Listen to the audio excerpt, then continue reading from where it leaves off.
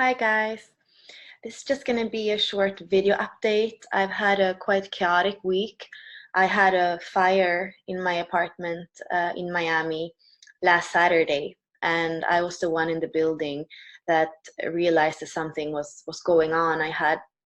I could feel like it could smell really chemical smoke, and it was the switching board, the electrical switching board in the apartment downstairs that had gone on fire. And then it didn't take long until all the cables in the wall were on fire, and my switching board was on fire, and there were, smoke more than anything because the fire was actually inside the wall. And my neighbor called the 911, the firefighters. I had like 8 big trucks coming into the street, and there was police cars, making nobody being able to come into the street. And it took a while to actually make sure that the fire was under control. They had to really just destroy the whole wall from the inside and the ceiling to make sure there wasn't anything that was burning.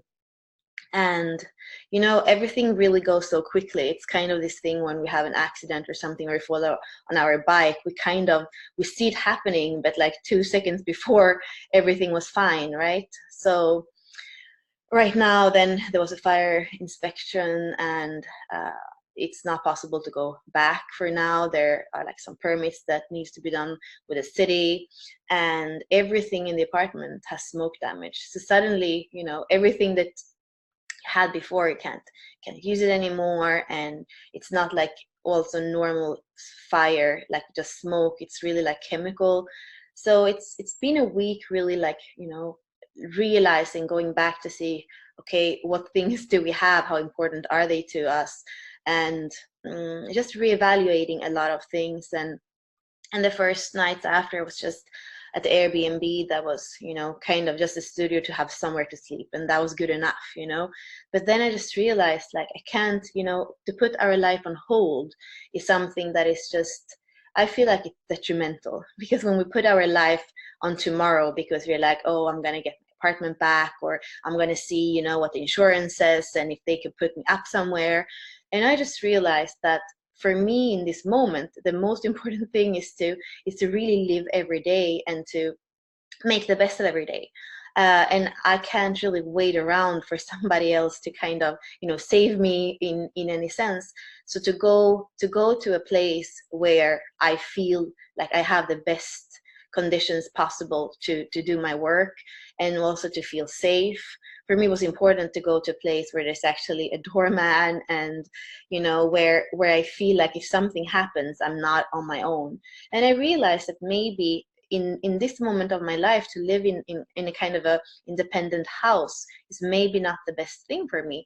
It's maybe, I'm kind of a city person, and when I'm in the city, I kind of like to be in a complex where I have what I need, where where I can go to the gym, and where everything is there in one place. And to kind of also realize, what is it at the moment in our life right now to be able to achieve the things that we want to achieve? How can we create the best conditions for that?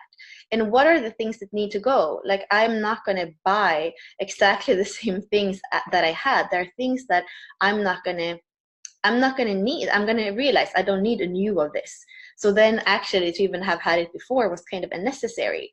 So I think I have friends that have been like, they have been, what is it called, like downsizing everything, like with clothes and with things. And actually a friend who has a little girl, is like a baby. They have decided that they were going to have all their belongings in like just one kind of like a drawer thing with, I don't know how, like, 7 drawers or something, and that's their whole entire like belongings.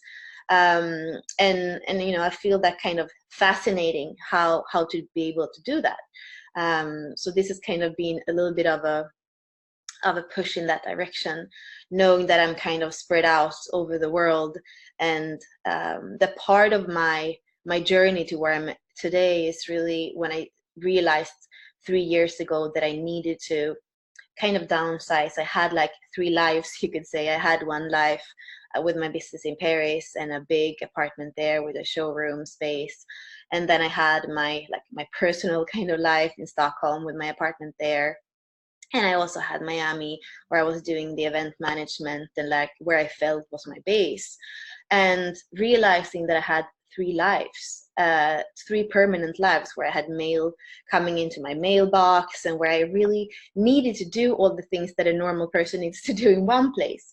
And that's when I started to let go and to also see, I started to travel, I started to assist trainings in places where I didn't even have internet, like India or the forest in Brazil, and to just really start to not be that available and to not actually be on top of everything 24/7. So yeah, I guess this is the next chapter in that process, and to see what is it that is essential in our lives, what is it that what is really valuable and what we need to nurture. So thank you guys.